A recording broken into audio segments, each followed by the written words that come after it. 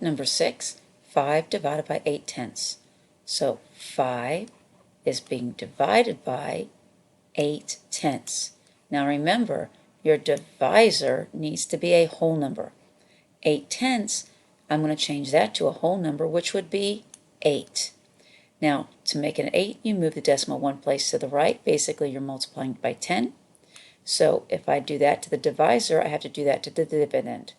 Decimal is behind the 5 because it's a whole number. You move it one place to the right and you annex a 0. Decimal goes straight up. So it's now 50 divided by 8. I'm going to leave that decimal there. 8 goes into 5 0 times. Bring down my 0. 8 goes into 50 6 times. That's 48.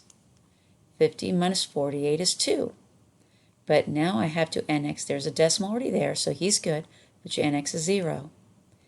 Bring it down. 8 goes into 20 2 times. That's 16.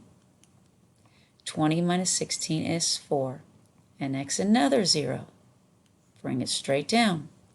8 goes into 40 5 times. 8 times 5 is 40. And 40 minus 40 is 0. So 5 divided by 8 tenths is 6 and 25 hundredths.